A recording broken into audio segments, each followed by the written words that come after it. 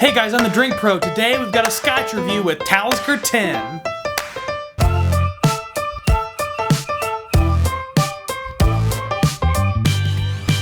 What's up everybody, I'm the Drink Pro. Thanks so much for joining me and subscribing, liking, clicking the bell for notifications, joining the Patreon. Any way you can support the show, I greatly appreciate it.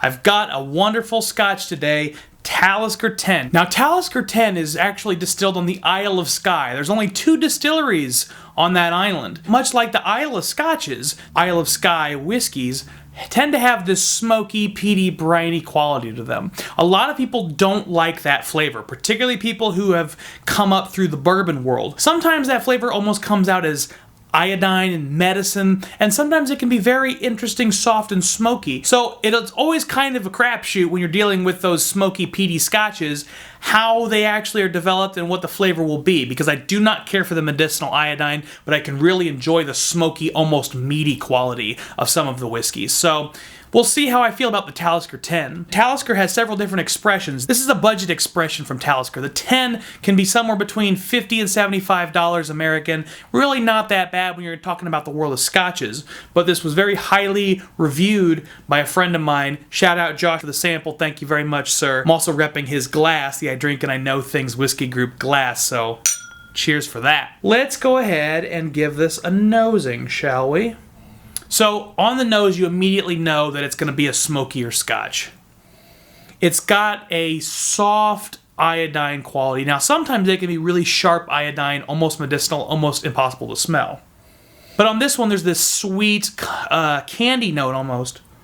On this particular pour, you get a lot of sweetness, you get a lot of fruit notes. I get a lot of orange on the nose.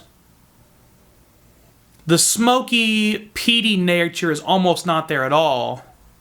There's a very subtle iodine quality. The most predominant savory note on the nose, though, is this soft, salty brine.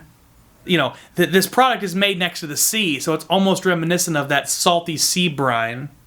Now, how do those smoky, salty, iodine flavors get into the wood? Well, it's through the peat. When whiskey was first being created in Ireland and Scotland, they didn't have a great way to dry the grains. And so peat was one of the few things available they could use to burn to create heat and smoke that would dry out grains before they were put into a distillate. This earth, essentially, was burned, and the smoke coming off of it had this really rich, smoky quality, and that was then transmitted into the distillate. Originally, it was done out of a matter of necessity, but now it's much more a matter of creative choice. Those flavors end up in the whiskey in a particular way that people really have been drawn to. Let's go ahead and give this a taste. You definitely know it's a smoky Isle of Skye whiskey, predominant smoke and peatiness. It's got this rich earthiness, and it kind of almost becomes a chocolate near the finish. The smoke is so prominent, but it's not overbearing, it's just very prominent. And as it kind of dissipates, it reminds me sort of a campfire mixed with maybe some chocolate.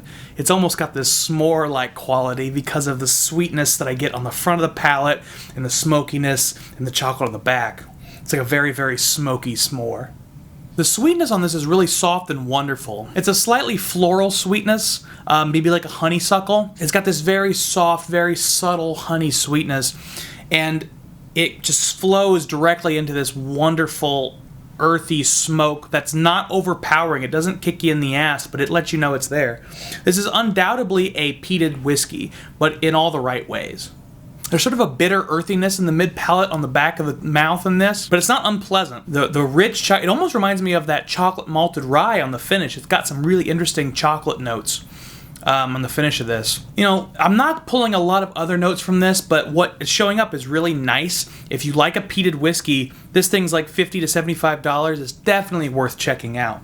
And when you go back to the nose, it's pretty much the same as it was the first time you tasted it, which I actually think is a good thing. That consistency is really nice. I like having a nose that tells me exactly what I'm drinking, and sometimes I get disappointed when I smell a wonderful nose and taste it and go, man, this isn't really what I thought it would be. Scotch was originally drank with water, so even though this is a relatively low proof at 46.8, I'm going to add a little water to it.